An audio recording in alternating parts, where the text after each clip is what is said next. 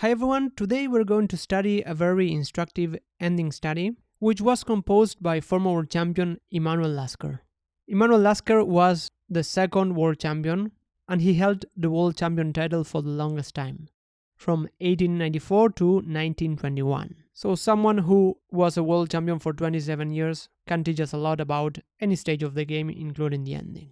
And studying endings is always very useful because it can help us visualize tactical ideas very clearly, in a very pure way. And I believe that in this ending, the main tactical idea that we see is the deflection. So let's get started with this very exciting ending, which was composed in 1890, long time ago, but the ideas are still very useful. It is why to play and win. You might want to pause the video to try to find the solution, or at least to try to find the main ideas, because the ending might be a bit complicated if you see it for the first time.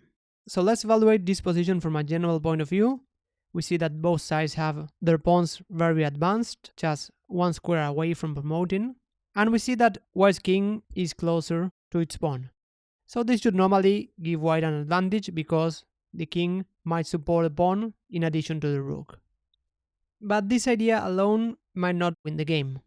For example, a move like king to d7, moving the king away from the c8 square might be very logical in order to try to promote the pawn, but here black has this resource of trying to give checks in order to drive the king away from the pawn.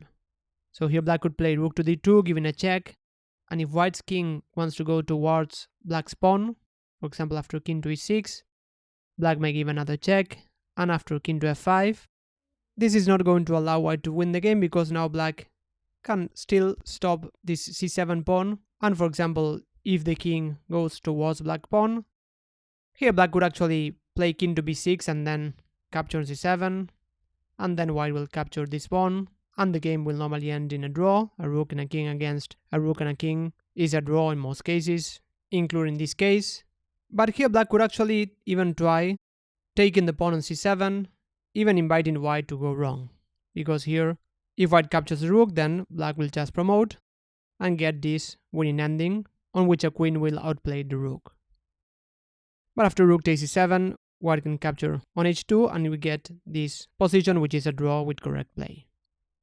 So bringing the king to the d file will not allow white to win. King to d8 is very similar. Black also gives a check, and white cannot play rook to d7 because black can trade rooks and then promote. So that's why the solution will have to be to move the king to the b file. The rook on h7 so far is doing a great job stopping this pawn and defending this pawn. So the other idea is to move the king. Here white can play either king to b8 or king to b7. Both moves will lead to the same solution. And now black also has to do something because now white plans to promote, and then this pawn will cost black a rook and then white will just capture on h2. So black has to go for this idea of giving checks. So rook to b2 is the main try for black, and here white can play the move king to a7, and after rook to c2, only way to stop the pawn, here comes the main idea of this ending, which is to deflect the rook at the right moment. If white captures on h2 here, then black would simply capture the pawn and then we will get a draw. But white will try to get this position with the king on a2, which white will manage to do by driving the king back, combining this threat of promoting and attacking the king. So here the move is rook to h5, giving a check. The king has to go to a4. If the king goes to b4, then after king to b7, now the king is blocking the b file, so rook to b2 is not a check, and white will promote.